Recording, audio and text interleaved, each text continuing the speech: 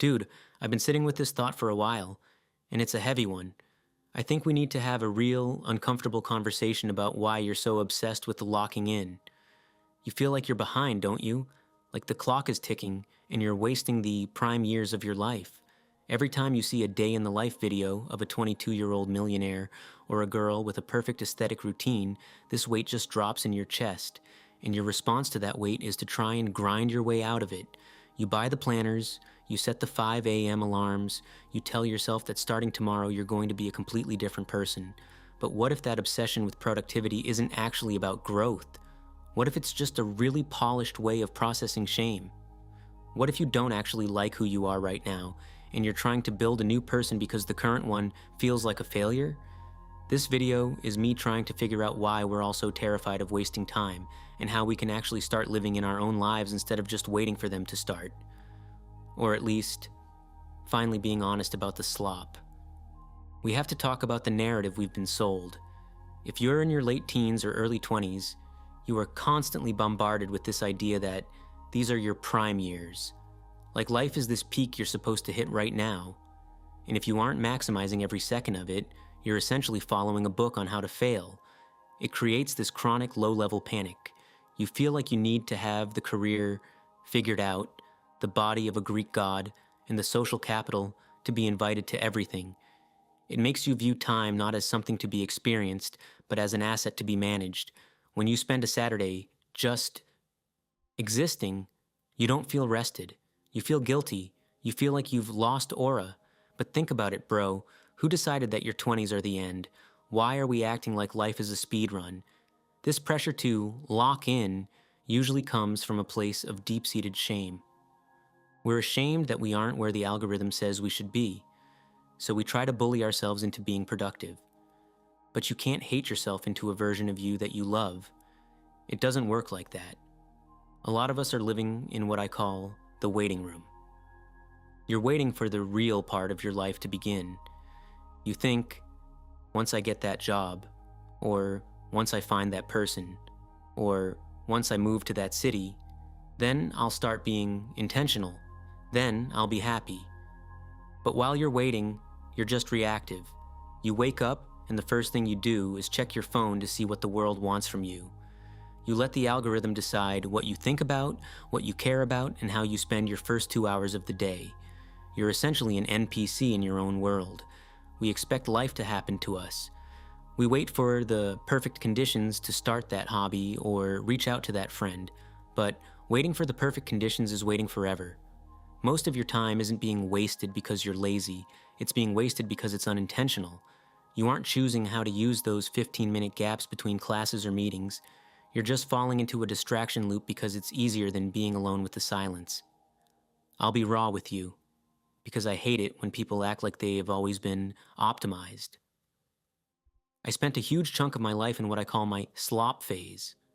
My room was a literal noshed hole.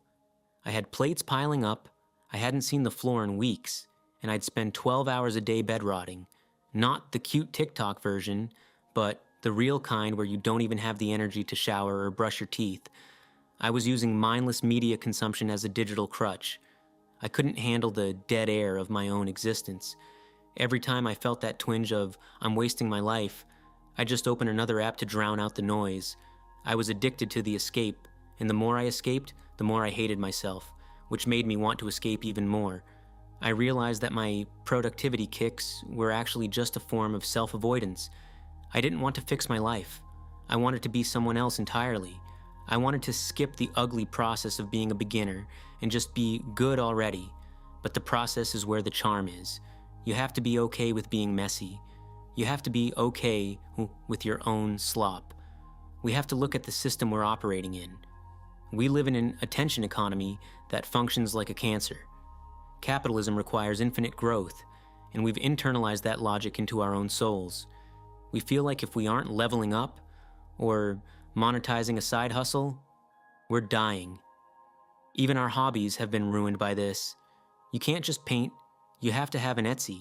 You can't just play Minecraft, you have to be a creator. This pressure to be productive kills the soul of the activity. It turns pleasure into a chore. The tech companies know this. They've engineered every notification and swipe to give you a tiny hit of dopamine that leaves you feeling drained afterward. We're being trained to expect instant gratification. And because real things, like building a relationship or learning a skill, take time and effort, we just quit. We stay stuck in a loop of consuming slop because we've lost the ability to sit with discomfort. It's like Minecraft 1.1, honestly. I talk about this a lot, but stay with me. In the old versions of the game, there weren't 800 block types or infinite auto farms. The game was restricted. You had limitations. And because you had limitations, you had to be creative. You had to find meaning in a single pile of sand. Modern Minecraft and modern life is stuffed with too much content. We have so many options that we experience analysis paralysis. We're so busy following the meta and trying to build the most efficient farm that we forget to actually play the game. We've done the same thing to our lives. We're wearing these NPC skins of who we think we should be based on external validation.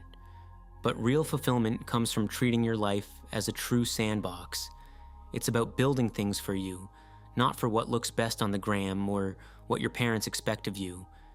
You need to reclaim the charm of your own world, even if your builds are ugly at first.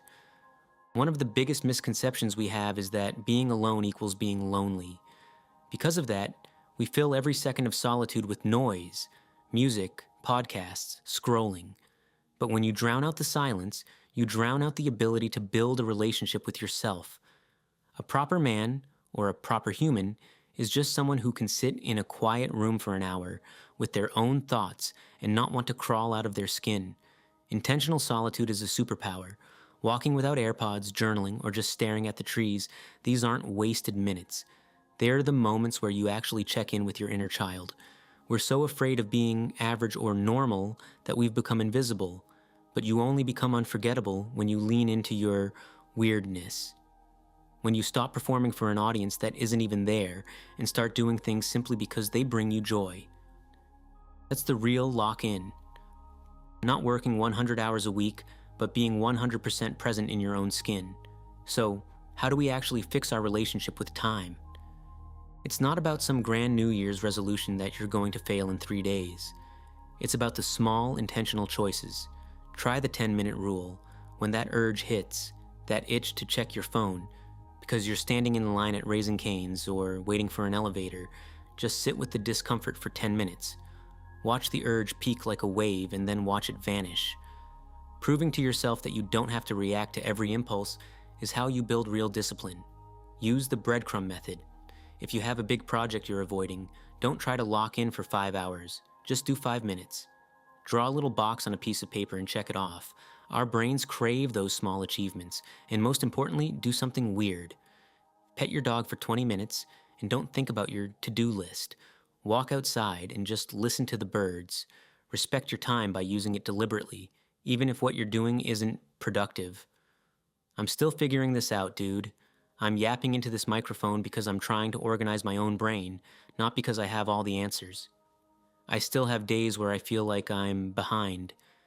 I still catch myself comparing my raw footage to everyone else's highlight reel, but I'm learning that things work themselves out if you let them.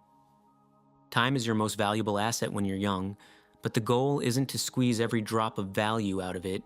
The goal is to respect it, to spend it with people who actually care about you, to pursue interests that light your soul on fire, even if they don't make you a dime. Reclaim your time.